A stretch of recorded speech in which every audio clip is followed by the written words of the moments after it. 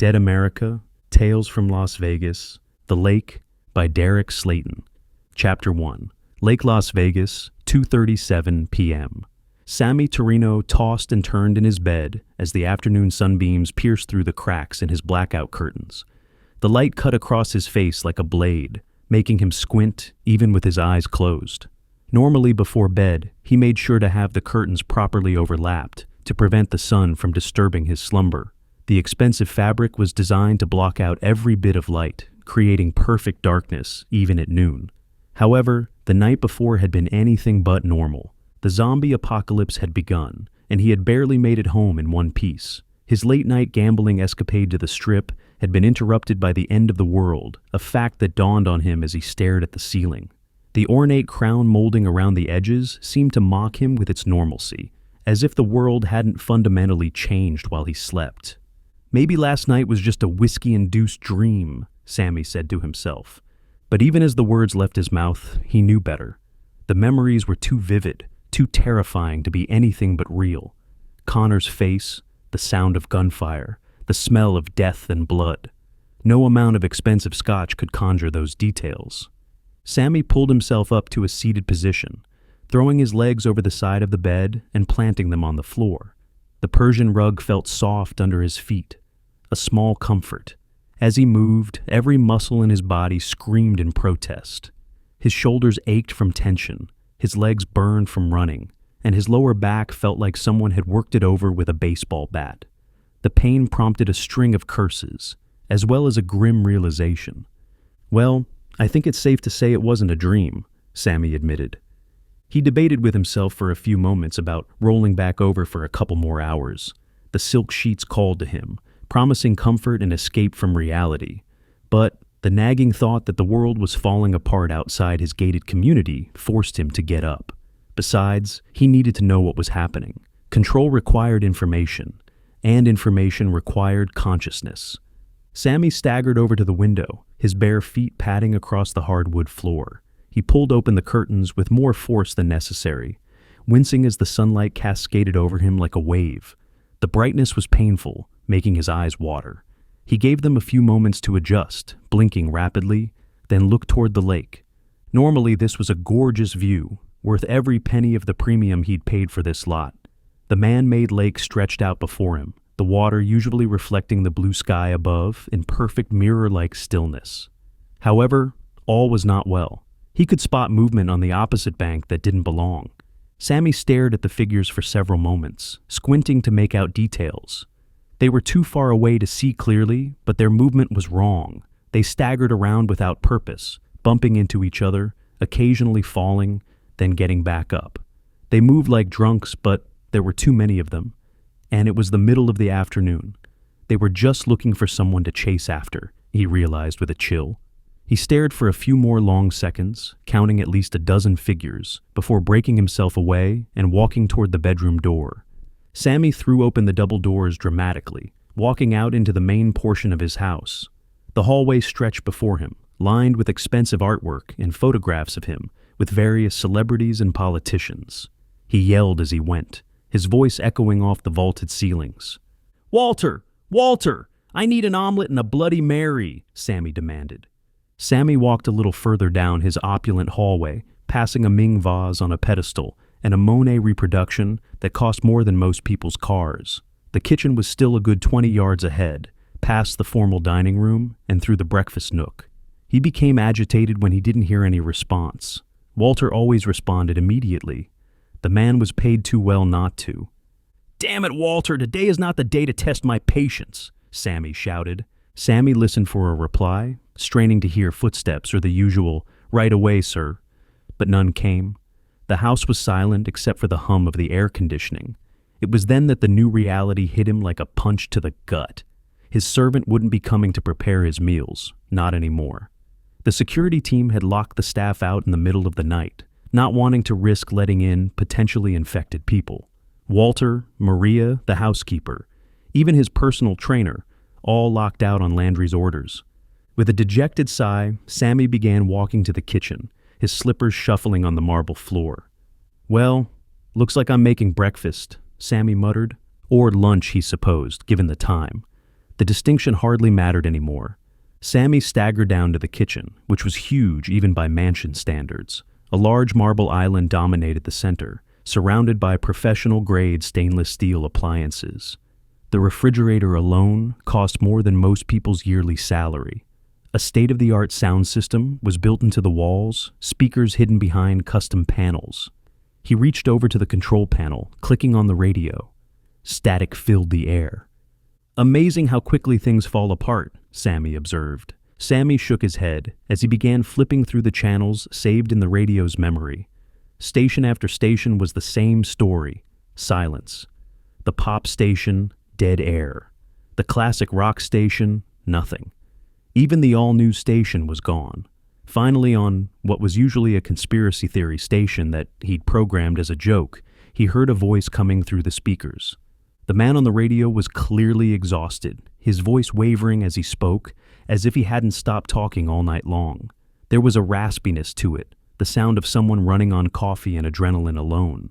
He was in the middle of a rant about government incompetence, which Sammy couldn't quite follow, having missed the beginning. Thankfully, it didn't last long. "All right, we're coming up on the quarter hour, so I might as well reset everything before we head into the 3 o'clock hour," the voice said. "Well, that's convenient," Sammy said. Sammy let out a chuckle as he turned the radio up and began preparing to make breakfast for himself. He opened the refrigerator, relieved to see it still full of food. The power was still on, a good sign. He grabbed eggs, cheese, and some vegetables that Maria had prepped days ago. "This is Midnight Mike Morris. If this is the first time you're hearing my voice, it means you lived a fairly normal life, since this station refused to have me on the air when the sun was up. However, as you are all acutely aware, things are nowhere near normal," the radio host continued. Sammy let out a laugh as he broke a few eggs into a bowl and began whisking. The motion was awkward. He hadn't made his own breakfast in years. "Yeah, you can say that again," Sammy said. "So this is where we are right now." Overnight, some mystery illness began turning people into crazies, and not your typical late-night Vegas crazies. I'm talking, take a bite out of your ass kind of crazy. Our government, both local, state, and national, have gone silent. I have tried every single person connected to a politician that I have a phone number for, and nobody is answering, which I know might sound like a utopia to some of my regular listeners, but I assure you that it is anything but, Midnight Mike explained. "Speak for yourself, buddy," Sammy said. Sammy gave a mock toast with the coffee pot to the radio as he began filling it with water. "Folks, I'm not going to sugarcoat it for you. We're in trouble, real trouble.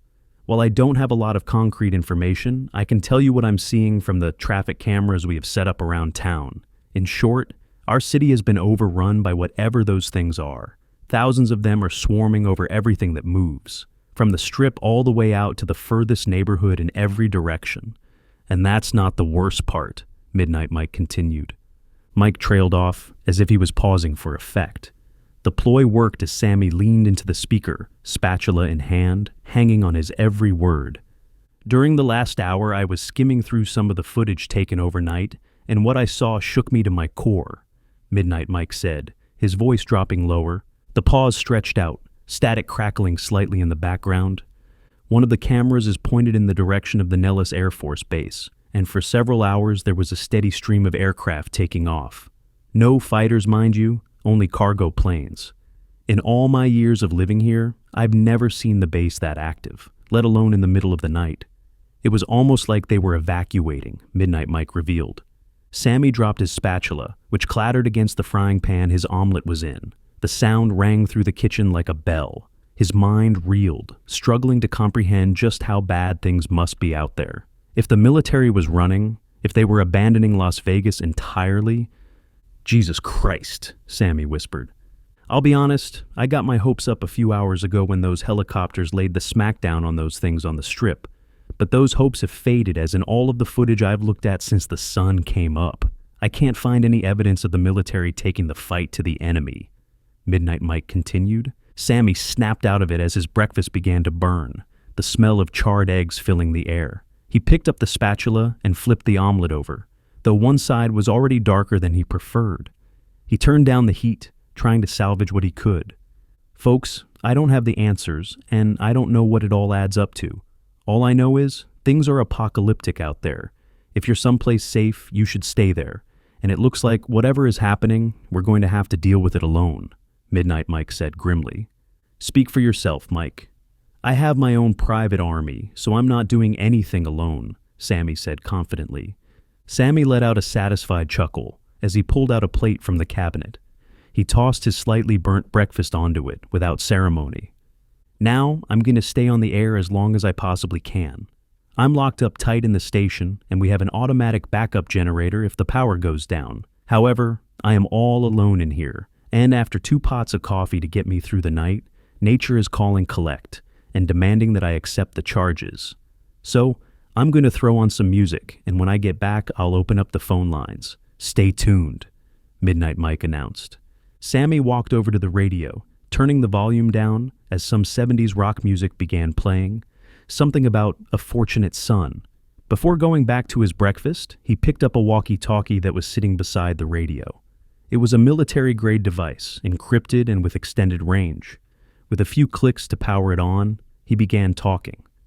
"Mr. Landry, are you on the line?" Sammy asked.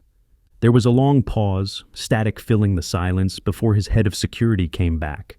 Landry's voice was professional as always, though Sammy could hear exhaustion underneath. "Good morning, sir. What can I do for you?" Landry asked. "Please call a community meeting. I would like everyone at the golf course clubhouse in half an hour," Sammy ordered.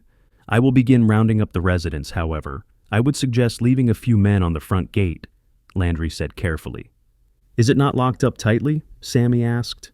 "It is, sir. But while you were asleep, we had a significant number of people attempting to get in." "Shots were fired," Landry reported. The casual way he mentioned shooting at people should have been disturbing, but Sammy found it reassuring. His security was doing their job. "I trust your judgment, Landry. Leave who you need to leave and get everybody else to the clubhouse," Sammy said. "Yes, sir. We'll be there," Landry confirmed. Sammy clicked off the walkie-talkie and set it down. He looked at his breakfast. The burnt omelet didn't look particularly appetizing, but it would have to do. He grabbed a fork from the drawer, the silver heavy in his hand. "Today is the day you take command of this community, Sammy, and that's not something you can do on an empty stomach." Chapter 2. Sammy looked in the full-length mirror in his bedroom, making sure every aspect of his tailored suit was perfect. The charcoal gray fabric had been custom-fitted by his personal tailor in Beverly Hills, and it still held its lines despite the years he's owned it. He adjusted his crimson tie, making sure the Windsor knot sat perfectly centered. Every edge was straight, every button polished.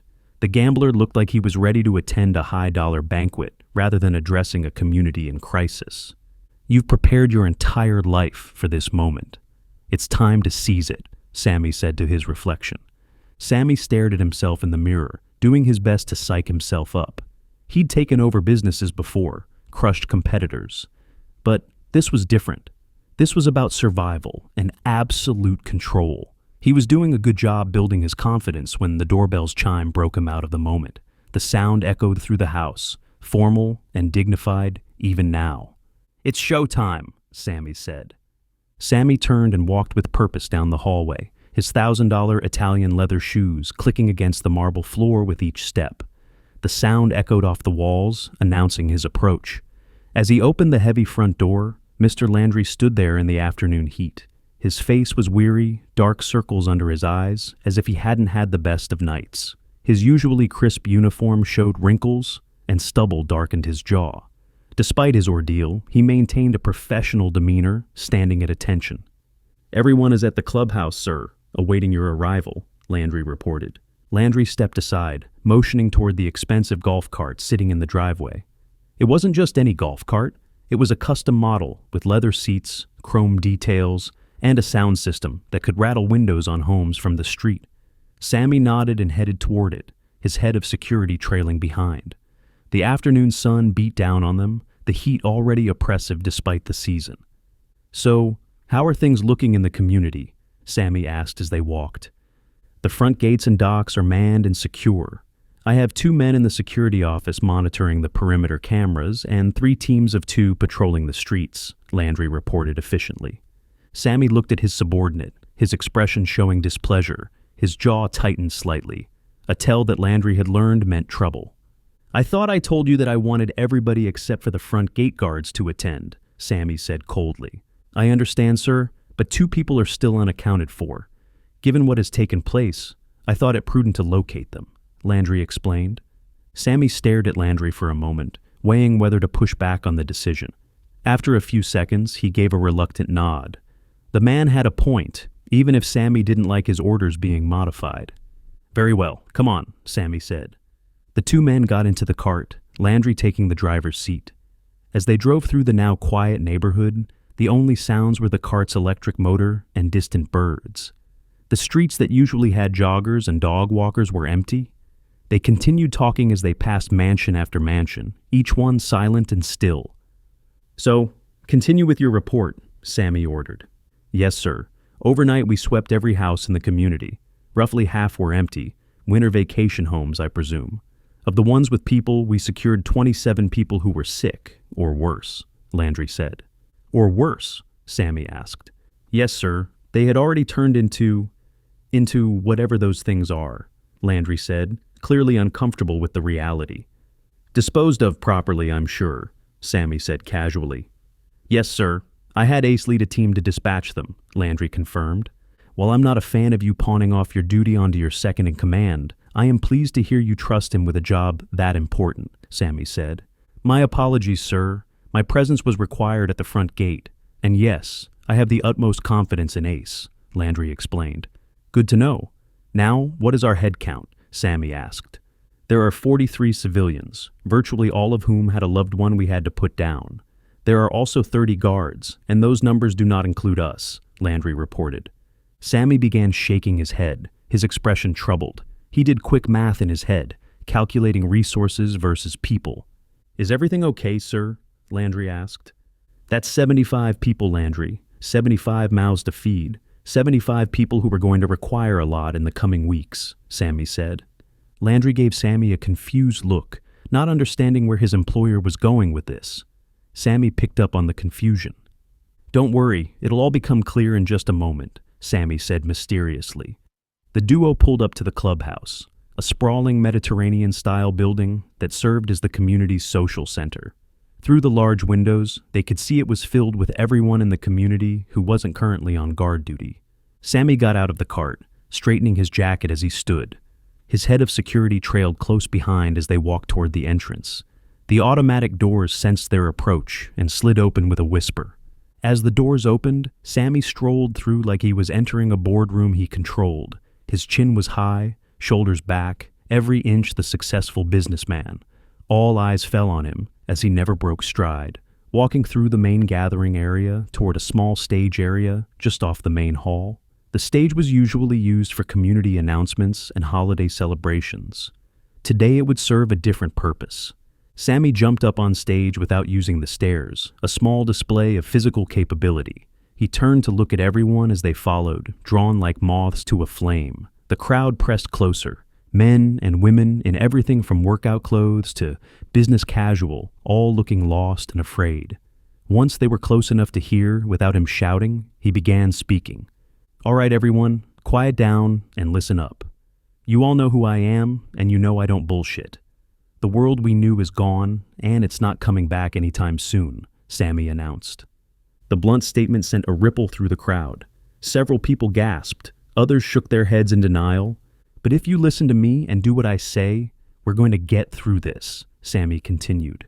Most of the crowd murmured to themselves, voices overlapping in confusion and fear.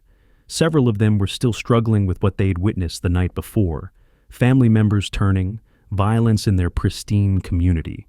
Others were just confused, having slept through the worst of it. One young man stepped forward to voice his displeasure. The man was clearly a trust fund kid, probably mid-20s, with the soft look of someone who'd never worked a real day in his life. His polo shirt had a country club logo, and his watch cost more than most people paid for their monthly mortgage. His name was Brody, and Sammy knew his type well. Entitled, soft, useless. "Yeah, and who put you in charge, huh?" Brody challenged. Sammy didn't react verbally, instead staring down the young man with cold eyes. He kept the silent stare going for several seconds, letting the weight of it settle on Brody. The younger man shifted uncomfortably, his bravado wilting. After a long stretch that felt like minutes, Sammy raised his right hand and gave his fingers a quick snap.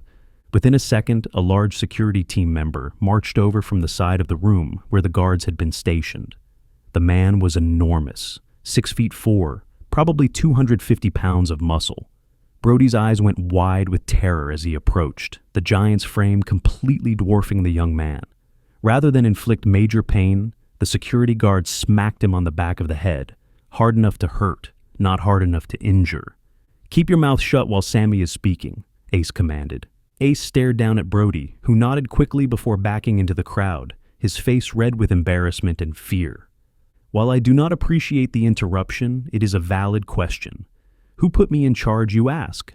I did. Before I moved here, the security was a joke.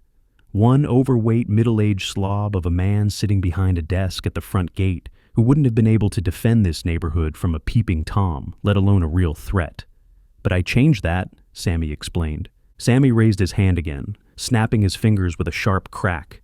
As the sound filled the room, his security team stepped forward in perfect unison from their positions around the room, snapping to attention.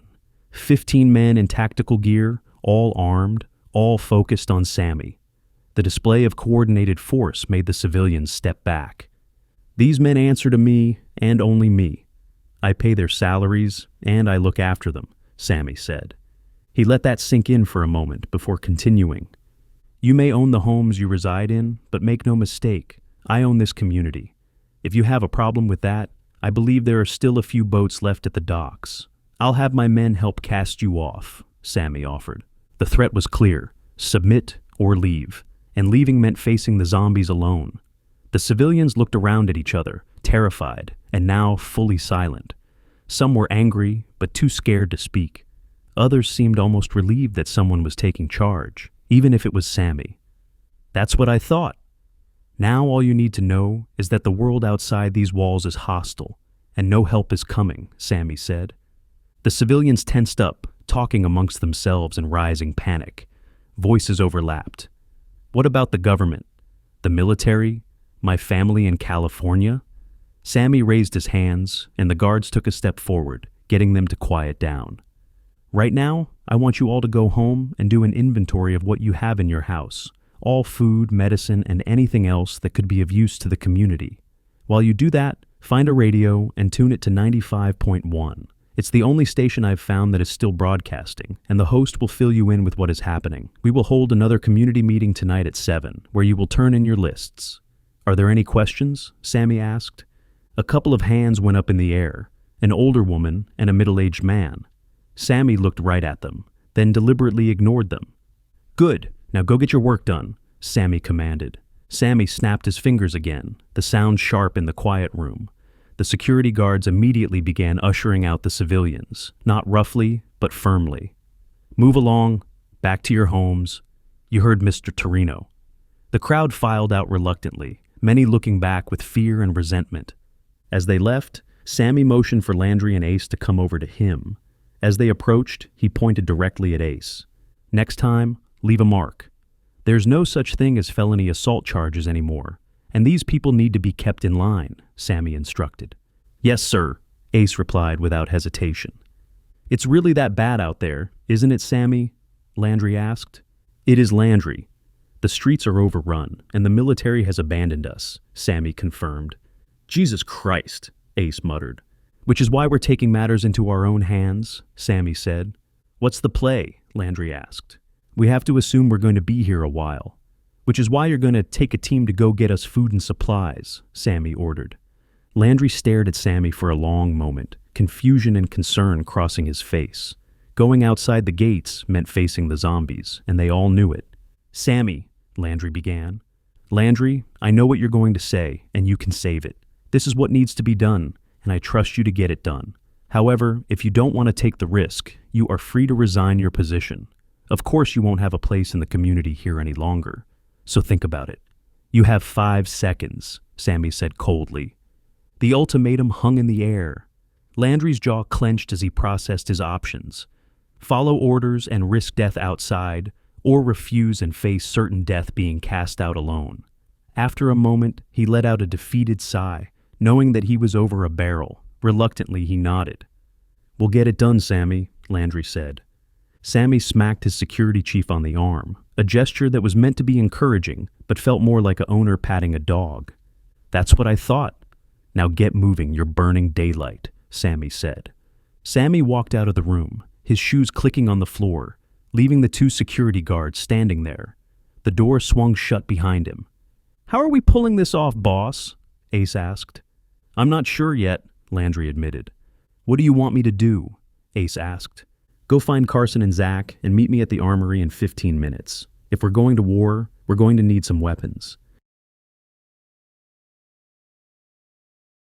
Chapter 3. Landry walked up the sidewalk leading to the armory, which was a standalone brick building off to the side of the front gate. The structure had been reinforced since Sammy's arrival, with steel plates over the windows and a heavy-duty door that could withstand significant force. He could hear zombie moaning coming from the other side of the wall, a constant drone of hunger and mindless aggression. Mixed with it were a couple of car horns honking desperately for help, which wasn't coming. Those people were on their own now. Landry opened the door, the heavy metal creaking slightly. Inside, he spotted Ace, Carson, and Zach getting loaded up for their off-community assault. The armory smelled of gun oil and metal, racks of weapons lining the walls. Carson was shorter than the others, maybe 5'8", but no less muscular or capable. His arms were thick from years of weightlifting, and he moved with the confidence of someone who knew how to handle himself. Zach was average height and build, nothing remarkable physically, but he had survived 2 tours in the sandbox. That experience showed in his eyes, alert, constantly assessing, never fully relaxed. "Hey boss, you come up with a plan yet?" Ace asked, checking the magazine on his rifle. "I know where we're going, but not exactly sure how we're getting there," Landry admitted. "Well, don't keep us in suspense," Carson said. "Yeah, Landry, where are we going?" Zach added. "There's a supercenter a few miles from here, just up from my place. It's the only store in the area that's going to have everything we need," Landry explained. "And I'm sure we're the only people who are going to have this idea too," Ace said sarcastically. "Yeah, I know, Ace. But if you don't like it, I'm all ears if you have a bright idea," Landry challenged. Ace contemplated for a moment, his brow furrowing as he tried to think of alternatives. After a few seconds, he shook his head. "You know me, boss. I'm more of a blunt instrument than an idea man," Ace admitted. "Oh, I know, Ace. That's why I keep you as my second in command. I don't have to worry about you trying to take my job since there's thinking involved," Landry said with a grin. The group let out a laugh, the tension breaking momentarily. Even Ace chuckled as he playfully flipped Landry off. They carried on for a moment, the gallows humor helping them cope with what they were about to do. Landry started loading up with gear from the wall-mounted racks. Every man had an assault rifle with multiple spare magazines secured in their tactical vest. The weight was substantial but comforting. Sidearms with spare magazines and a combat knife rounded out the loadout. Zach was the only one in the group to have seen actual combat, but all of them were highly trained and capable. Sammy hadn't hired them for their looks. Each man had proven himself at the range and in training exercises. "How are we getting to the objective?" Zach asked, all business. "Yeah, boss, I don't think going out the front door is much of an option," Carson added, gesturing toward the main gate where the moaning was loudest. "We're going to cross the lake at the docks. Our spotters say there's some trucks parked over there. Zach, you can hotwire one of those, right?" Landry asked. "Yeah, just let me grab a couple of tools. It won't be a problem," Zach confirmed. Landry nodded as Zach went over to a toolbox in the corner, rummaging through it for what he needed. The metallic clanking of tools filled the room. "This is crazy, right? Like legit insane asylum levels of crazy, right? It's the apocalypse out there, and we're going out into it willingly," Carson said, voicing what they were all thinking. "I wouldn't say willingly, but Sammy needs a job done, and that's what we get paid to do," Ace said firmly. Ace stared down Carson, his expression hard, as if to hammer home the point that Sammy was in charge, and questioning orders wasn't acceptable. The message was received as Carson nodded and went back to getting his gear ready, checking his rifle's action one more time. "All right, Landry, I got what I need. Are we ready to get this shindig going?" Zach asked, pocketing a few tools. "Let's do it," Landry said. Landry led the foursome out of the armory into the afternoon heat. The sun was still high, probably 4 hours of daylight left. They got into a golf cart, another luxury model, though less ostentatious than Sammy's, and drove toward the docks. The electric motor whirred quietly as they moved through the empty streets. They could hear the creatures on the other side of the wall more clearly now, their moaning creating a constant background noise that put them at unease. Occasionally, a particularly loud shriek or bang would make them all tense up, hands moving to weapons. After a few moments, they reached the docks. The area was more open here, with a clear view across the water. A single guard walked over to them, his rifle held ready. He looked tired, but alert. "How are we looking over there?" Landry asked, nodding toward the opposite shore. "There's no movement on the docks themselves, however. I've caught glimpses of something in the parking lot," the guard reported. "How much movement?" Landry pressed. "One, maybe two of those things," the guard said. "What about the road?" Ace asked. "Haven't seen anything moving in 100 yards in either direction." "It doesn't mean that they're not there, but if they are, they're hiding pretty good," the guard explained. "Good work. We're on Channel 4, so if you see something coming our way, you call it out," Landry instructed. "You got it, boss," the guard confirmed. "And be listening for our call on our way back." "We might be coming in hot," Landry warned. "I'll make sure I have a couple of snipers over here ready to go for your return," the guard assured him. Landry nodded and motioned for the group to follow him over to the boats. Several were moored at the dock, mostly pleasure craft and fishing boats belonging to residents. They got loaded up in an oversized canoe, the most silent option available. Each of them grabbed an oar, the wood smooth from use, and put it into the water. They moved as a single unit, paddling across the water with coordination while keeping their eyes peeled for any sign of trouble on the opposite dock. The lake was calm, only their paddle strokes disturbing the surface. It took a few minutes for them to get across, the distance maybe 300 yards. Landry reached out for the edge of the wooden dock as they got close, his hand finding the rough planks. Landry pulled them in, the canoe bumping gently against the dock. He tied off the boat with a quick cleat hitch as the others got out, their boots making soft thuds on the wood. Once on the dock, they moved as a single unit, weapons up, ready for combat. Landry led them down toward the wooden structure that separated the parking lot from the docks. It was a mostly solid wall meant for privacy and wind protection, with a couple of entrances cut through it for access. The foursome split up into groups of two, Landry with Ace, Carson with Zach, getting on either side of an entryway. Landry carefully looked out toward the parking lot, spotting a few trucks sitting 10 yards away. They were work trucks mostly, probably belonging to maintenance staff or early morning fishermen. He ducked back behind cover as soon as he spotted a ghoul shambling out from behind one. The creature was wearing what had been a business suit, now torn and bloody.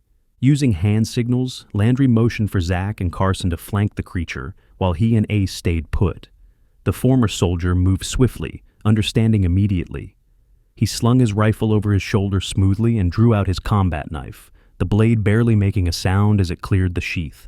Landry kept watch on the creature, ready to provide a distraction should the former soldier need one.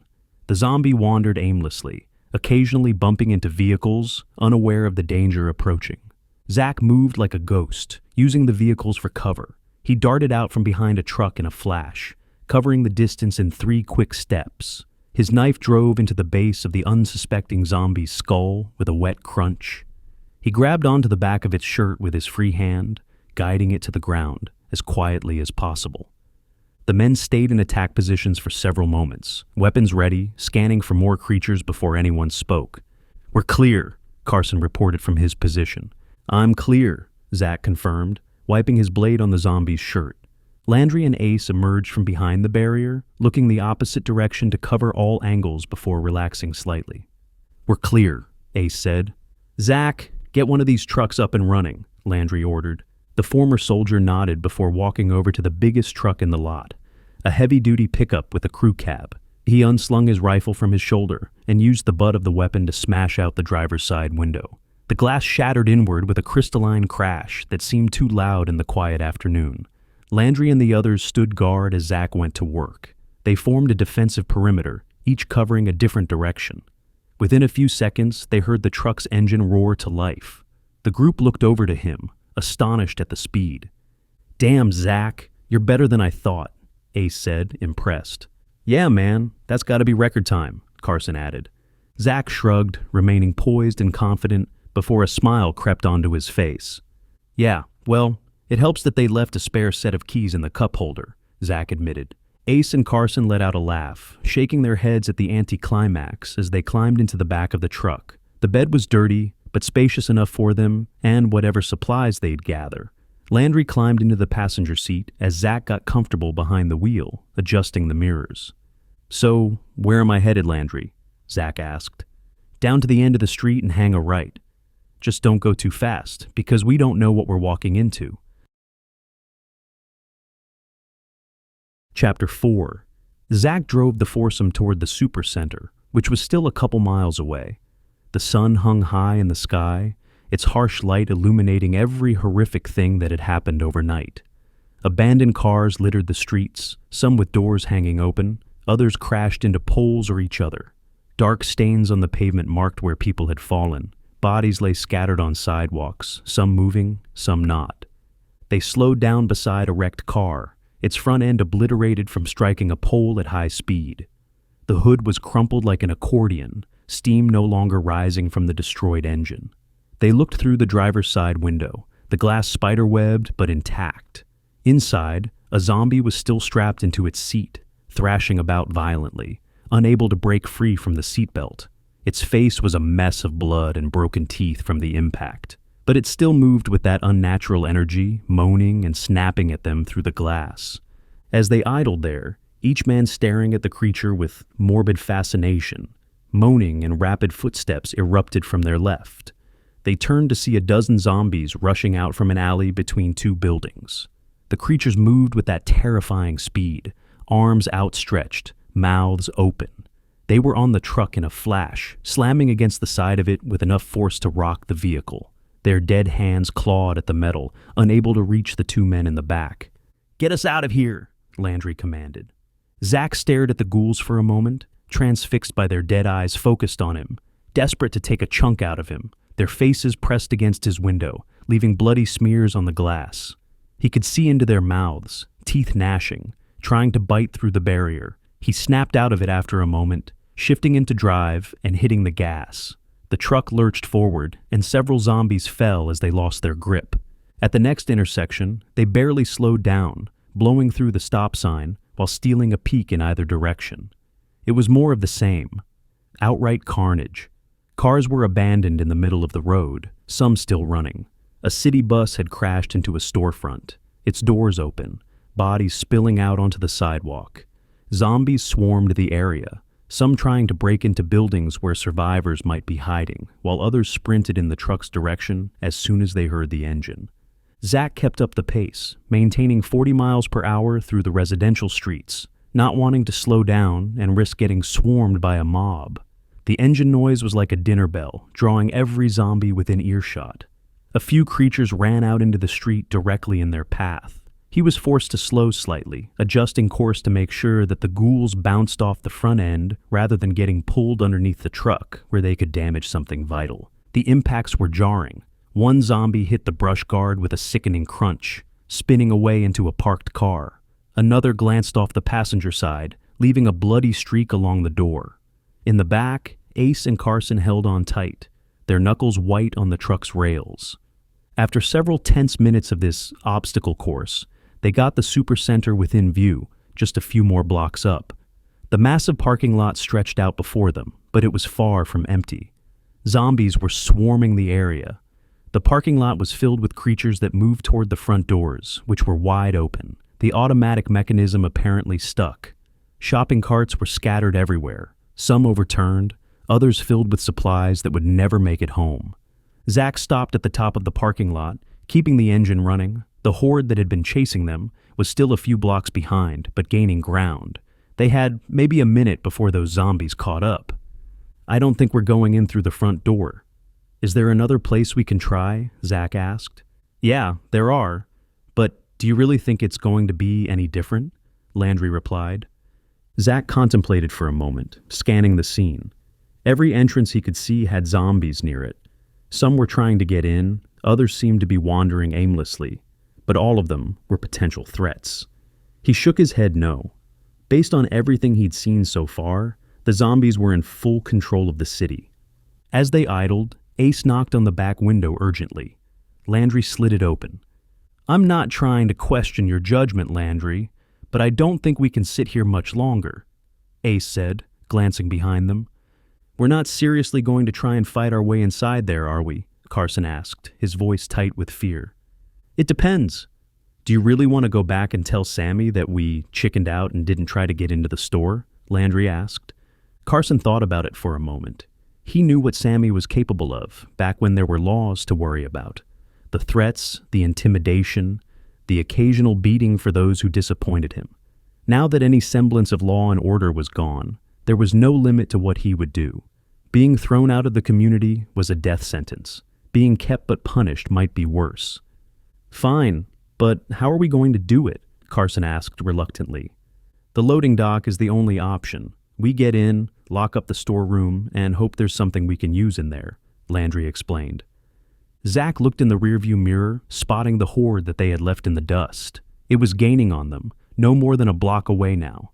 Dozens of zombies running at full sprint, never tiring, never slowing. He took control of the situation, speaking forcefully and acting decisively. "Good enough for me. Hang tight back there, we have to move," Zach announced. Ace and Carson looked behind them, spotting the mob that was running toward them. The mass of bodies filled the street from sidewalk to sidewalk. Both men grabbed onto the side railing of the truck, bracing for the drive ahead, their rifles slung but ready. Zach hit the gas, the back tires spinning for a brief moment, kicking up smoke before gaining traction. The vehicle lurched forward with a roar, picking up speed as they raced along the outer edge of the parking lot. He weaved between abandoned cars and shopping carts, the truck's suspension working hard. The sudden burst of engine noise alerted many of the zombies that were by the front door to their presence. Dozens of heads turned in unison, and the creatures immediately began running after them, converging from multiple directions. Zach kept the speed up, hitting 50 in the parking lot until he reached the corner of the store. He slammed on the brakes and cut the wheels sharply to the right. The tires squealed in protest as they skidded across the asphalt, leaving black marks. The truck leaned dangerously to the left, before the tires gained traction once again. The back loading dock area was mostly empty of vehicles. Just one delivery truck sat at a bay door, its back open and empty. Only half a dozen zombies were back there to greet them, probably employees who had been unloading when they turned. "Hang on," Zach warned. Zach aimed the truck for the center of the zombie mass headed for them, knowing he needed to thin their numbers before they got out. The engine roared as he accelerated. He plowed through them at 30 miles per hour, the truck bouncing violently as they smacked into 3 of them. 2 of the bodies flew through the air like rag dolls, landing hard on the pavement with wet thuds, while the other went under and was rolled over, the truck lifting slightly as it passed over the corpse. Zach spun the truck around in a tight turn, tires squealing, so that he could back it into position by a bay door. The reverse lights came on as he backed up quickly, stopping just inches from the wall with a slight jolt. As soon as he brought the vehicle to a stop, Ace and Carson stood up in the truck bed, shouldering their rifles and opening fire on the last few zombies close to them. Their aim was true, all of those hours at the range paying off. Bullets ripped through skulls with ruthless precision. They took aim at the horde that came running around the side of the building from which they'd come. But the creatures were still 70 yards away, though closing fast. "We need to get inside now," Ace shouted. Landry and Zach burst out from the truck, boots hitting the pavement hard as they ran to the small set of concrete stairs leading up to the storeroom door. It was a heavy metal door with a small window, designed to prevent theft. They pulled on it, finding it locked tight. "No time to pick it," Landry said. Landry motioned for Zach to take a couple steps back, not wanting him in the line of fire. He raised his assault rifle toward the lock, planning to shoot it out. Before he could fire, however, the door shuddered from an impact on the inside. A creature slammed into it from within, its gut hitting the release bar with enough force to throw the door open. The zombie stumbled out, a large man in a blood-soaked supercenter uniform. Its eyes were vacant, mouth open and moaning. Landry let out a string of panicked curses as he adjusted his aim and opened fire at the rampaging zombie. The rifle coughed rapidly. He squeezed off 3 shots in a second, 2 hitting the creature in the torso, punching through but doing nothing to slow it. The third managed to find the head, entering just above the left eye. The zombie's momentum carried it forward even as it died. Landry fell backward trying to avoid it, losing his balance on the stairs. Zach reached out at the last moment, his hand catching Landry's arm in a firm grip, preventing a painful fall down the concrete steps. "I got you, Landry, I got you," Zach said, hauling him back. Zach flung his leader back up to his feet with surprising strength. Both men immediately raised their rifles as another zombie emerged in the doorway. A teenage employee, probably a stock boy based on his uniform. They fired simultaneously, both landing kill shots. The creature's head snapped back and it crumpled in the doorway. Behind them, Ace and Carson fired off a couple more shots, trying to slow down the approaching horde. The mass was maybe 30 yards away now. They rushed up to the others, frantically waving their hands. "Get inside! Get inside!" Ace yelled. Landry and Zach led the group inside, darting through the door into the brightly lit storeroom. The fluorescent lights hummed overhead, illuminating rows of metal shelving stocked with inventory. Both men swept the area with their rifles, immediately spotting a few more zombies that were running toward them from between the shelves, drawn by the noise. They wasted no time in opening fire, putting bullets into skulls with ruthless efficiency. One zombie dropped between pallets of bottled water. Another fell into a stack of paper towels, sending them tumbling. As they continued sweeping the area, Ace and Carson pulled the back door shut, slamming it hard. The lock engaged automatically. Before they could ask what to do next, the decision was made for them. 4 zombies burst through the door leading to the main part of the store, the door banging against the wall. The ghouls were moving at full speed, having heard the gunfire. They made a beeline for the 2 by the back door. Both Ace and Carson raised their rifles and opened fire, managing to hit the lead 2 creatures in the head with their first shots. As they dropped to the ground, one of the trailing zombies was tripped up by the falling bodies, face-planting on the concrete floor with a crack. The other, however, managed to leap over its fallen companions, staying on its feet and running straight for Carson. He adjusted his aim, squeezing off another couple of rounds as it approached. In his panic, his aim was off. The bullets grazed the creature's head, ripping its ear off and taking a chunk of scalp, but not hitting anything vital. It closed the distance in seconds. Ace put a round into the head of the fallen creature that was starting to get up, then tried to adjust his aim to help his friend, but he was too late. The zombie crashed into Carson with the force of a linebacker, driving him backward toward the exterior door. Carson's finger was still on the trigger, bullets spraying into the ceiling. Their combined weight hit the release bar with enough force to shove it open. The door flew outward and both of them tumbled down the stairs to the parking lot below. Carson hit the asphalt hard, the zombie on top of him. He tried to bring his rifle up, but the creature was already biting, teeth sinking into his shoulder through his tactical vest. He screamed. Ace rushed to the door, desperate to help his friend, but could only watch helplessly as the horde that had been trailing them swarmed over Carson. 20, 30 zombies piled on, all trying to get a piece. He heard the faintest hint of a scream before Carson was swallowed up by the mass of bodies. Blood sprayed across the pavement. "Get that door shut!" Landry shouted. Ace snapped out of his horrified staring, reaching out and pulling the door closed, just as a couple of zombies tried running up the stairs. Their bodies slammed into it a second later, making it shudder. He stared at the door for several moments, flinching as Landry and Zach opened fire behind him. Ace turned, rifle raised ready to continue fighting, only to relax slightly as he saw the other 2 men putting down one last creature and securing the door into the main portion of the store. Zach shoved a metal shelf in front of it as a barricade. The storeroom fell silent except for their heavy breathing. The only other sound filling the air was that of zombies on either side of the walls, moaning and banging on the doors, trying to get inside. Chapter 5. Ace, Landry, and Zach stood motionless in the storeroom, taking a quick breather from the assault. Their breathing was heavy, adrenaline still coursing through their veins. They were snapped out of their stupor as the banging on the door coming from inside the store began to intensify. The metal barrier shuddered with each impact, the zombies on the other side growing more agitated. "We need to secure this door better. Help me with these boxes," Landry commanded. Zach nodded, and the 2 men began grabbing heavy boxes from the nearby shelves, grunting with effort as they pushed them into position in front of the door. The cardboard scraped against the concrete floor, leaving marks. As they moved, creating a more substantial barricade, Ace continued standing by the exterior door, his eyes unfocused, still in shock from Carson's demise. "I tried to save him, I swear," Ace said, his voice hollow. "I know you did, Ace, but we can't help him now," Landry replied without looking up from his work. "I mean, he was right there." I couldn't do anything," Ace continued, his hands trembling slightly. Landry let out a sigh as he broke away from the door, leaving Zach to finish stacking the makeshift blockade. He walked over to Ace, his boots echoing on the concrete. He put his hands on his subordinate's shoulders and gave him a good shake, firm but not violent.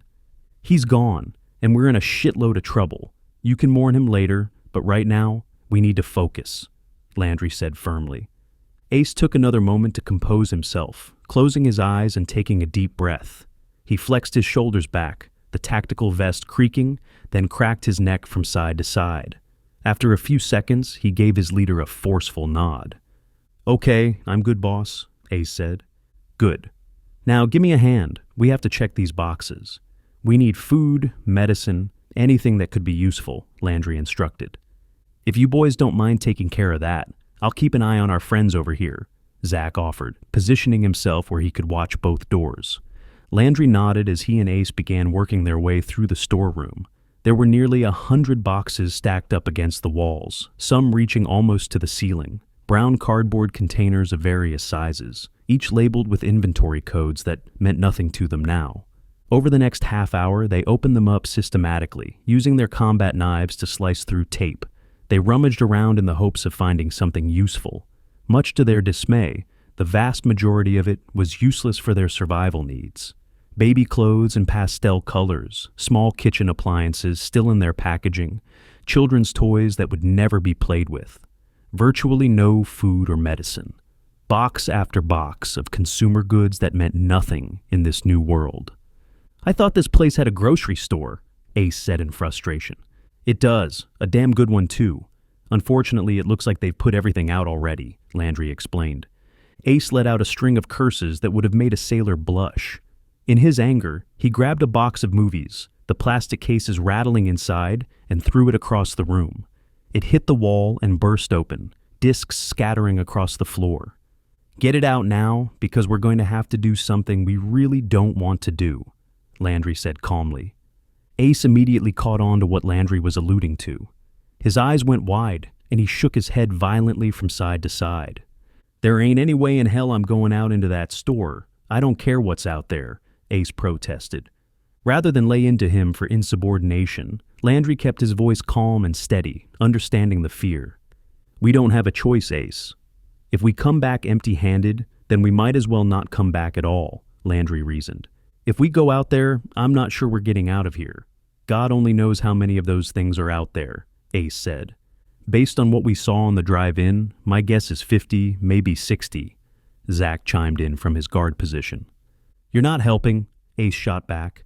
Zach smirked, shrugging his shoulders before going back into guard mode. He stared at the door to the main part of the store as it continued moving slightly from the zombies pressed up against it on the other side. The banging had become rhythmic, almost hypnotic. "This is happening, Ace, so you might as well wrap your head around it now," Landry said with finality. "Or what? You'll leave me out here? I mean, come on, boss. We're risking our lives for all this food, and we're going to what? Get a few meals out of it. If we're going to take over the store, why don't we just stay here?" Ace argued. "It's not the worst question in the world, Landry," Zach added thoughtfully. The leader of the trio thought about it for a moment, rubbing his jaw. He had heard worse ideas over the years. This place had supplies, walls, and they'd already cleared part of it. But after thinking through the implications, he shook his head. No. Look at how bad things have gotten in, 12 hours? Half a day and the streets are overrun. Everything is broken down, and it doesn't look like any help is coming. This place might hold up for a while, but what happens in a week when the front windows can't hold back the mob? Or what happens a month from now when we run out of food and can't go anywhere because the streets are packed with those things?" Landry explained. Landry stared down each man while making his point, his gaze intense, seeing that his words were getting through to them. They couldn't argue with the logic. "I'll level with you. I'm not thrilled about living in a place where Sammy is in charge. But if this thing drags on for months, I think that community is going to give us our best shot of surviving. But if you think I'm wrong, you tell me now and we'll figure something out," Landry offered. Zach and Ace exchanged glances, having a silent conversation in a matter of seconds. Years of working together had taught them to read each other's expressions. Both men knew Landry was right. Lake Las Vegas, with its walls, water, and resources, was their best shot at survival, even with Sammy ruling over them like a petty dictator. Reluctantly, they nodded in agreement. "As much as I hate to admit it, you're right," Ace conceded. "Trust me, Ace, I wish I was wrong," Landry said with genuine regret. "So what do we do now?" "There's 3 of us against a small army of those things," Ace asked. "I got an idea. Start helping me with some of these boxes," Zach said suddenly. The 2 others nodded to Zach, joining him in moving some of the heavier boxes toward the door. They positioned them in a semicircle, starting at the wall to the right of the door and ending on the left side, creating a sort of holding pen. The boxes were stacked 3 high, forming walls about chest height. Each man grabbed a solid box from nearby, dragging it over so that they could stand on it and get an elevated position, looking down into the self-contained area they'd created. It was like a kill box, a trap for anything that came through that door. "This is some good thinking, Zach, but we still need to get that door open," Ace observed. "I got that covered," Zach said confidently. Zach jumped down from his box, his boots hitting the floor hard. He walked over to the wall where maintenance supplies were stored and grabbed a metal ladder, the aluminum rattling as he carried it. He got back over to his box, jumping up with the agility of someone much younger, and positioned the ladder at the base of the barricade box, blocking the door. With a forceful shove, using the ladder as a lever, he got the back end of the box to move. It took a few more shoves, the cardboard scraping loudly against the floor, before it was far enough away from the door to allow it to open. Within moments, a zombie forced its way through the gap, squeezing past the partially opened door. It was a woman in business attire, her blouse torn and bloody. She quickly locked onto the men who were visible above the boxes, letting out an excited moan. Landry took quick aim from his elevated position, waiting for it to move away from the entrance so he wouldn't block it. When she was 3 steps into the pen, he squeezed off a round. The bullet entered her forehead, and she dropped instantly. The noise of the gunshot going off only served to agitate the creatures on the other side of the door, sending them into a frenzy. They pushed against the door with renewed vigor, shoving it open enough for several of them to push their way through simultaneously. In a matter of seconds, 6 zombies were in the makeshift holding pen, stumbling over the first body, all focused on the men above them. They reached up futilely, fingers grasping at air. Gunshots quickly began popping off in rapid succession, the 3 men firing with mechanical precision. Zombie heads exploded in a gruesome display, brain matter and blood spraying the boxes that formed their trap. More and more bodies hit the floor, piling up. The smell of gunpowder mixed with the stench of death. After a solid minute of firing, 24 corpses lay on the ground in a heap, with no others trying to get through the door. The sudden silence was almost shocking after the constant gunfire. "That can't be all of them," Ace said, suspicious. "They might not be able to find their way back to us," Zach suggested. "Or they might be caught up at the front door. I don't think these things are all that bright. Regardless, we need to get out there and secure the building so we have time to shop," Landry decided. "Ace and I can create a diversion, keep the ones inside the store distracted while you shut the front door," Zach proposed. "I can handle that. When you get out of here, head to the right. There are a lot more aisles and less open space than the grocery section," Landry instructed. "Oh, joy, I get to be bait. Thanks for volunteering me for that, Zach," Ace said sarcastically. "Anytime, buddy, anytime," Zach replied. Zach gave Ace a wink, causing him to laugh despite the situation. Landry, meanwhile, ejected his partially spent magazine, slapping in a fresh one. "Okay, let's get this done." Chapter 6. The 3 men readied themselves by the storeroom door, listening for movement on the other side before making their move. They could hear moaning, the shuffling of feet, creatures moving and knocking stuff off shelves. The sounds came from all directions, left, right, straight ahead. It was impossible to tell how many were out there, but it was more than a few. None of them were thrilled about heading out into that danger, but they knew they didn't have a choice. Sammy's orders were clear, and failure wasn't an option. With a nod from their leader, they made their move. Ace and Zack burst through the door first, moving quickly, rifles raised and sweeping the area. The aisle directly across from the storeroom door cut through the entire store like a main thoroughfare, going straight up to the front entrance. Through the fluorescent lighting, they could see a few zombies moving around up there, maybe 100 yards away, shambling between the checkout lanes. The creatures hadn't caught on to their presence yet, too focused on whatever had drawn them to the front of the store. The duo cut hard to the right, moving with precision, rifles raised as they moved down the back aisle. Their footsteps were nearly silent on the polished floor. They left Landry alone in the doorway, and he pulled the door shut behind them with a soft click, giving his decoy team time to work before making his own move toward the front. Zack took point, falling right back into military mode like putting on an old, comfortable jacket. He swept each aisle he crossed with his rifle, checking for ghouls before moving past. His movements were economical, efficient. Ace was right behind him, walking backward half the time, covering their rear. They got half a dozen aisles up, passing home goods and electronics, before a zombie emerged behind them from an aisle they had already cleared. Ace stopped dead in his tracks, planting his feet and taking aim in one smooth motion. He sent a single round downrange, the rifle making a loud pop. The bullet caught the zombie in the forehead, perfectly centered. The back of its skull exploded outward, painting the shelves behind it with dark matter. It collapsed to the ground in a heap. "Pick up the pace," Zack urged. Zack wasn't pleased about the sudden gunshot, but he didn't have time to scold his partner. He stepped up to the next aisle, the sporting goods section, and spotted a couple of creatures looking in his direction. They'd heard the shot. He reacted swiftly, muscle memory taking over.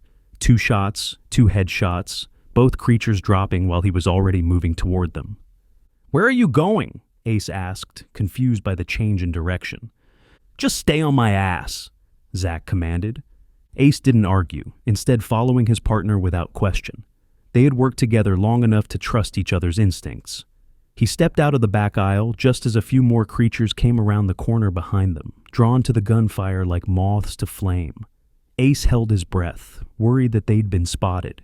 He kept his aim toward the rear as he backpedaled, following Zack deeper into the store. He was nearly halfway up the aisle, passing camping equipment and exercise gear, before the ghouls began coming around the corner. They hadn't seen the 2 men yet, but they would in seconds. Ace didn't give them a chance to look in his direction, pulling the trigger repeatedly and putting them down one by one. Each shot was precise, controlled. As he fired, Zack began popping off rounds behind him. "I need help up here," Zack called out. Ace turned to see that Zack was firing into a horde of ghouls nearly 10 strong, all of them drawn to his partner's gunfire. Ace raced up beside Zack, getting shoulder to shoulder with him. Both men pulled the trigger as fast as they could while maintaining accuracy. The ghouls raced toward them, covering ground with inhuman speed. The only thing that kept them at bay was the leaders of the pack taking headshots and dropping to the ground, their bodies becoming obstacles that tripped up the ones behind them. It created a gruesome pileup of limbs and torsos.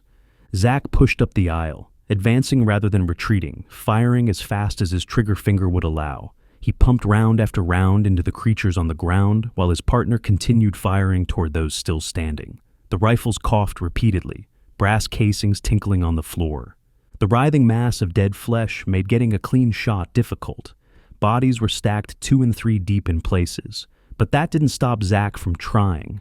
Every time he got a glimpse of a head, even partial, he adjusted his aim and sent several rounds toward it. Zack stopped 5 yards from the edge of the mob, close enough that he could smell the decay. He sent every round left in his magazine toward them, the rifle clicking empty. Only 2 ghouls remained standing, while the rest were on the ground in various states of death. He could see one still moving underneath the pile, its arm twitching, but it was pinned down by the weight of the bodies on top of it. Zack adjusted his aim to the one still standing, squeezing the trigger. Click. Empty. He'd miscounted his rounds. Without missing a beat, he transitioned to his sidearm, drawing and firing in one motion. 2 shots, 2 headshots. In an instant, they joined the pile, their weight further pinning down the last moving ghoul. He ejected his rifle's magazine, the empty metal clattering on the ground, as he reached to his vest to pull another one out. Ace looked at his friend in amazement, struck by just how ruthless and efficient he was at eliminating threats. This was what combat experience looked like. Zack allowed himself to pause for a moment, giving Ace a nod of acknowledgement. As he did, however, movement caught his eye. He looked down the aisle, spotting 2 zombies coming around the corner from the pharmacy section and rushing toward Ace's exposed back. "Behind you!" Zack shouted. Zack broke into a run while yelling out, fumbling the reload as his hand slipped off the magazine in his vest. The adrenaline was making his fingers clumsy. Ace turned around just as the zombies got close, giving him no time to raise his rifle. The lead creature slammed into Ace with the force of a linebacker, driving him back and knocking him to the ground. His rifle went flying, clattering across the floor.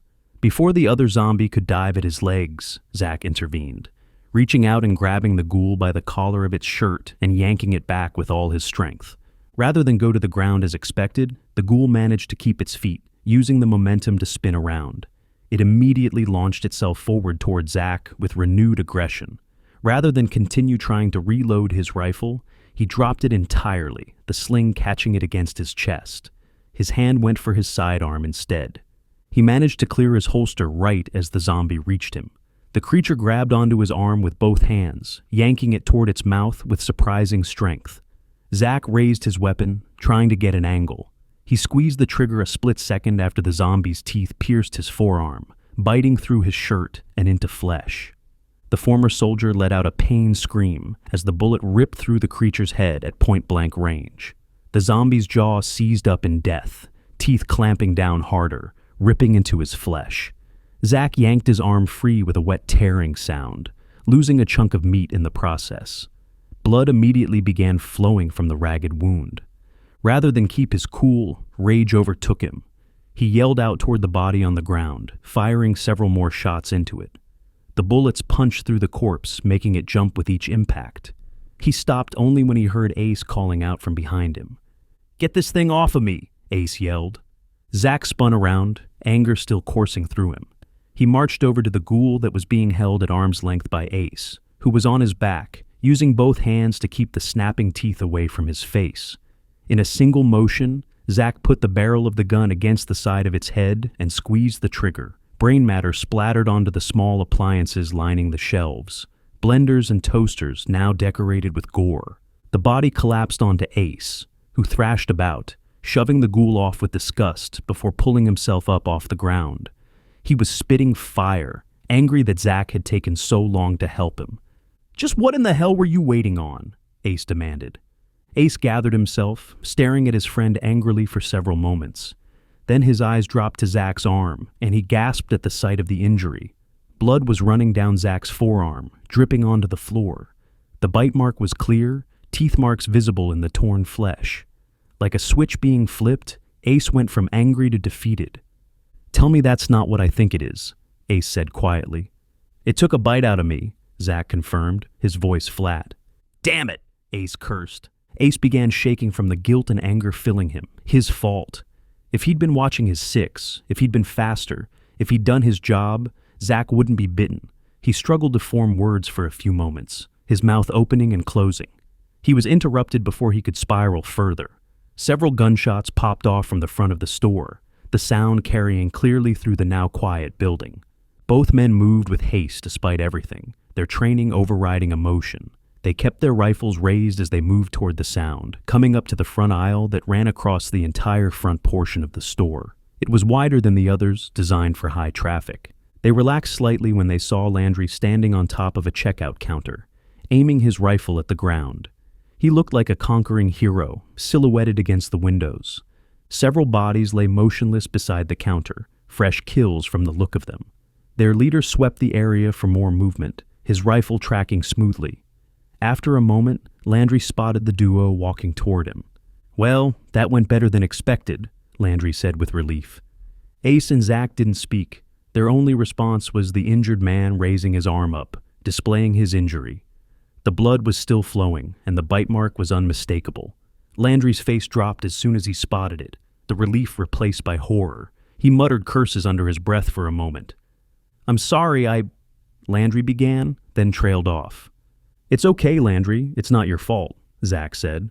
"Yeah, It's mine, Ace said, the guilt eating at him. It's nobody's fault. Sometimes shit happens in battle, Zack said firmly. Zack stared down Ace with an intensity that brooked no argument. The bigger man shut up and nodded, though the guilt remained in his eyes. Is the front door secure? Zack asked, changing the subject. Yeah, it's locked up tight. There's a few of those things outside, but they're not getting in anytime soon, Landry reported. Good, Zack said. Zack took a few deep breaths, centering himself before speaking forcefully, as if he was taking charge. Landry recognized what was happening and allowed it without question. A dying man deserved to call some shots. You boys start loading up some carts with whatever you need. I'm going to patch myself up, then come help, Zack ordered. Zack, Landry began. Landry was cut off by Zack, who spoke even more forcefully, his voice carrying the authority of someone who'd led men in combat. I said start loading up, Zack commanded. Landry could tell that Zack was barely holding it together, maintaining his composure through sheer will. He nodded to his friend and motioned for Ace to start moving. It was the least he could do. Let the man have his dignity. Come on, Ace, let's get this done, Landry said softly. The two of them walked off to do as instructed, heading toward the grocery section. They left Zack to tend to his wound on his own, giving him privacy for what was surely an emotional moment. The injured man stared down at the bite, watching his blood drip onto the white tile floor. He muttered curses and shook his head. He knew his fate was sealed, and there was nothing he could do about it. Chapter 7. Nearly 2 hours had passed since the trio managed to secure the store, and they had spent that time pulling every bit of shelf-stable food off the shelves. The work was exhausting, but methodical. Canned goods, pasta, rice, beans, anything that wouldn't spoil. Boxes of goods sat stacked by the back bay door, waiting to be loaded up. They'd made a decent haul, though nowhere near what a community of 75 people would need long-term. Ace carried several large bags filled with whatever he could grab from the pharmacy. 2 contained basic painkillers and cold medicine, the over-the-counter stuff that anyone could use. The others contained a selection of bottles pulled from the prescription section behind the counter. As he dropped them by the food boxes, the plastic bags rustling, Landry peeked inside one, spotting the white prescription bottles with their official labels. Do you have any idea what this stuff does? Landry asked. No clue. But given how expensive the houses in Lake Las Vegas are, I think it's safe to assume there's a doctor or two, Ace said. Landry glanced over to Zack, who was sitting on a box holding his bandaged arm. The former soldier shrugged, prompting both men to laugh a bit. All right, well, let's hope you picked something useful, Landry said. I don't suppose you left some painkillers there for me, did you? Zack asked. Ace hesitated before nodding. He reached into his pocket and pulled out a prescription bottle, the pills rattling inside.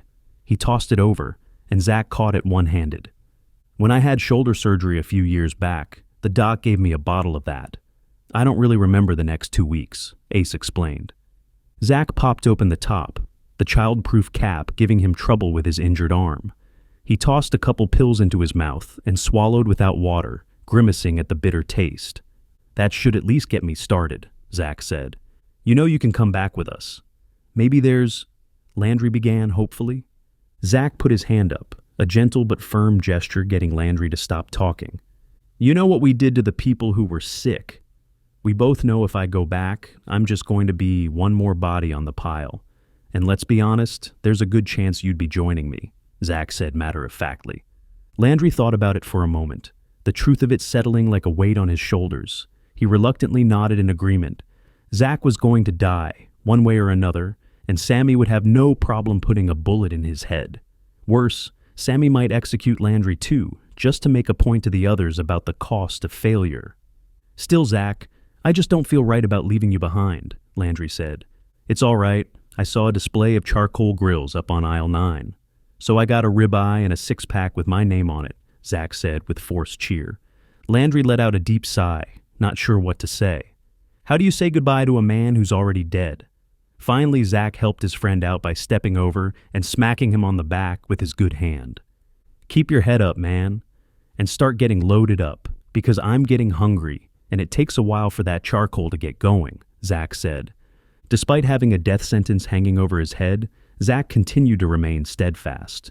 He was handling this better than most. Landry extended his hand for a shake, which Zach reciprocated with a firm grip. "It's been a pleasure, Zach," Landry said sincerely. "Same here, Landry," Zach replied. Zach turned to Ace, who struggled to look him in the eye. The guilt was written all over his face. Zach stepped up, suppressing any anger he had toward him. What was done was done. "Good luck out there," Zach said. "Zach, Ace began, his voice cracking. Zach cut him off before the apology could form. "It's all right, man. Just try to do some good with the time you have left, and we'll call it good," Zach said. Ace forced himself to put on a brave face, nodding and giving his friend a handshake. The grip lingered a moment longer than necessary. "All right, with that nonsense out of the way, I'm going to help get you boys out of here," Zach said, breaking the emotional moment. The others nodded to Zach as they threw open the loading bay door. The metal door rolled up with a clatter, revealing a small army of zombies surrounding the truck. There were 50 creatures at least in the rear of the store, all of whom immediately focused on the trio standing above them. The moaning intensified, and they pressed forward, reaching up toward the loading dock. It took the trio a few minutes to toss the boxes into the back of the truck, working quickly but carefully. They formed a chain, Zach pushing boxes to the edge despite his injury, Landry lifting them, Ace stacking them in the truck bed. Before too long, the truck bed was mostly full. It wasn't a lot, especially for a community their size, but it would be enough to satisfy Sammy, at least for now. "Oh, before you boys head out, I got you a parting gift," Zach said suddenly. Zach walked over to the back wall where he'd been working earlier. He rummaged around behind some pallets for a moment before emerging with a propane tank. A road flare was taped to the side with excessive amounts of duct tape. He set it down beside Landry, who gave an approving nod. "That looks like it is all kinds of dangerous," Landry observed. "Oh, it is. Just hit the flare and pop a bullet into it, and you have an instant bonfire," Zach explained. "Where did you come up with this?" Ace asked, impressed despite everything. "Let's just say we had to find ways to entertain ourselves over in the sandbox, so coming up with new ways to blow stuff up was a popular option," Zach said with a slight smile. "Thank you, Zach," Landry said. Landry hesitated for a moment, clearly wanting to say something else, maybe another goodbye, maybe try one more time to convince him to come. But Zach didn't give him the chance. He broke away from the duo, moving to the far bay door with purpose. He gave them a slight hand wave without looking back, keeping it casual. "I'll pull those things my way and give you a chance to get into the truck. After that, I'll be sure to have a couple of cold ones in your honor," Zach said. Zach kept walking without looking back, and both Ace and Landry didn't want to say anything that would stop him. They couldn't imagine what he was going through, knowing death was coming in hours, maybe less. They wanted to let him deal with it however he wanted to. "Come on, let's get ready to move," Landry said quietly.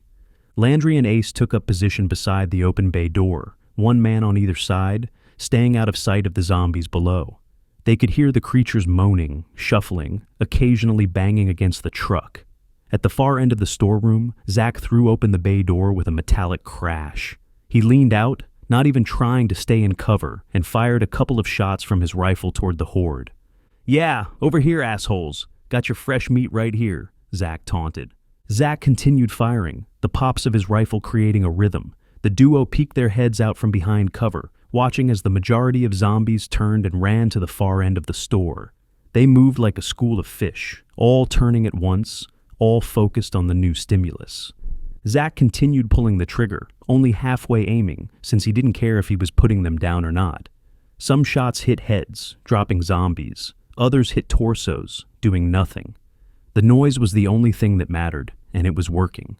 Within moments, he had a large crowd in front of him, reaching up, trying to climb the loading dock. "Welcome to the shooting gallery. Some of you are going to get a show, while others are going to be a part of it," Zach announced to his audience. Zach chuckled to himself, the dark humor helping him cope. He was enjoying his moment of power over the creatures that had brought him to death's door. He popped out the empty magazine with practiced ease, pushing in a fresh one and opening fire again.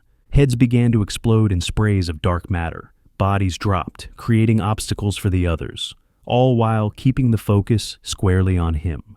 With the opening created, Landry and Ace jumped down from the loading dock. Their boots hit the asphalt hard, and they raced over to the truck. They got inside before any creature could notice them, doors slamming shut. Landry quickly started the truck, the engine roaring to life. He threw it into gear and floored it. The vehicle peeled out, tires squealing, going the opposite direction around the store to avoid the massive zombies. They hit the road at 40 miles per hour, the truck bouncing over the curb. Ace looked back toward the front of the store, where a dozen creatures remained, wandering aimlessly. As the store faded into the distance, they could still hear Zach's gunshots popping off. Each shot was a reminder of what they were leaving behind. They got half a mile down the road in complete silence, the only noise the roar of the engine and the wind through the broken window. The adrenaline was wearing off, replaced by exhaustion and grief. As they crossed the next intersection, several zombies took notice of them and began their inhuman sprint. Over the next few blocks, more and more joined the pursuit, drawn by the engine noise. Landry looked in the rearview mirror, seeing the mob growing behind them. What started as a few became a dozen, then 2 dozen. "I don't think they're gonna let up. You better get into the back and get ready with our little propane gift to them," Landry said. "Where do you want me to drop it?" Ace asked. "When we make that last turn before the docks. It's a 2-lane road and a drop-off on either side. It won't hold them forever, but we don't need that long to unload," Landry explained. Ace nodded as he opened up the back window, the small sliding panel that connected the cab to the bed. He began to crawl through, grunting with effort as he squeezed his large frame through the opening. Landry kept his eyes on the road ahead, weaving around abandoned cars, knowing that their job wasn't done just yet. Chapter 8. Landry continued speeding down the street, keeping the horde in his rearview mirror. Despite moving at a brisk clip, the creatures had managed to keep pace with them, staying within a block. Their undead endurance meant they never slowed, never tired. The mass of bodies filled the street behind them like a dark wave. Landry saw that his turn was coming up in a few blocks, the road that would take them back to the docks. He yelled out the back window, raising his voice to be heard over the wind and engine. "We're going to be on our turn in 30. Light that fuse and be ready to drop it," Landry called. "I'm money at 100 yards, Ace replied confidently. "Once you drop it, hold on tight because I'm going to stop when I hit 100 yards, Landry warned. "I'll be ready," Ace confirmed. Ace took a knee at the rear of the truck bed, bracing himself against the boxes of goods. The cardboard shifted slightly under his weight. He struck the flare, the device hissing to life. He stayed in position, hanging onto the propane canister with one hand, his other gripping the truck's rail. They took the turn onto the next street, tires squealing slightly. As soon as they were going straight again, he tossed the canister out with a grunt of effort. The metal cylinder clattered on the ground, bouncing twice before ending up on its side, the flare still burning bright red against the asphalt. Ace readied his rifle as they sped down the street, the stock firm against his shoulder. He heard Landry honking the horn, 3 quick blasts, the signal they were about to stop. He held on tight as the brakes were applied, the tires skidding on the asphalt. The boxes slid forward, pressing against him. Ace quickly raised his rifle, dialing in the propane canister through his sights. He aimed for a spot just beside the flare. He held his breath, waiting until the first zombie came around the corner, then another, then a dozen, all running straight toward the trap. "Enjoy the barbecue, assholes," Ace muttered. Ace squeezed the trigger, sending a round through the canister. The bullet punched through the metal with a sharp ping. Gas erupted through the hole, invisible but audible, hissing as it escaped. The moment it made contact with the flame, the world exploded. Even from 100 yards away, Ace could feel the heat from the explosion wash over him, like opening an oven door. The fireball stretched 30 feet into the air, a pillar of orange and red. The zombies ran straight into it, unable to comprehend the danger. The first ones were vaporized almost instantly, their bodies becoming fuel for the inferno. Others behind them tried to push through, driven by their mindless hunger. Ace stared into the blaze, squinting against the brightness, making sure no creatures were pushing through. His heart skipped a beat as 2 figures staggered through the wall of flames, their clothes and flesh already ablaze. "What the hell?" Ace said in disbelief. He breathed a sigh of relief as they collapsed to the ground after just a few steps, the intense heat melting away their flesh and muscle tissue. He could still see them moving on the ground, limbs twitching, but they were no longer a pursuit threat. The fire had destroyed their ability to function. "Get us moving, Landry!" Ace shouted. Landry hit the gas, the truck lurching forward. They picked up speed quickly, leaving the mass of flaming corpses behind them. Ace continued staring at the scene, the fire still raging, black smoke rising into the sky. He kept watching, making sure nothing else would come through that wall of flame. It took a few minutes before they reached the docks, the familiar sight of the water, a relief after the chaos of the city. Landry threw the truck into reverse, backing it up to the entrance. He grabbed the walkie-talkie from the dashboard, clicking it on and speaking urgently into it. "This is Landry, we're at the docks, and we might have company. I need the snipers to keep watch on the road to the north, and as many hands as you can spare to unload the boats," Landry transmitted. "I got you, Landry. You'll have everything you need," the guard responded. Landry and Ace jumped out of the truck, both men immediately aiming their weapons down the road they'd just traveled.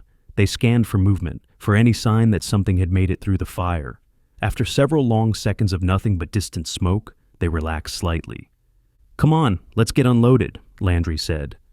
The two men worked for the next several minutes, their movements efficient despite their exhaustion. They loaded up half of the truck's contents into the boat: boxes of canned goods, bags of rice, the mysterious pharmacy supplies. The boat sat low in the water from the weight. They pushed off and paddled across the lake. As they approached the Lake Las Vegas docks, there were half a dozen men waiting, some guards in tactical gear, some civilians in golf shirts and khakis. They'd clearly been roused from their afternoon routines. "I need another boat over there. We still have half a truckload of goods to unload," Landry called out. "We'll take care of it, Landry," a guard confirmed.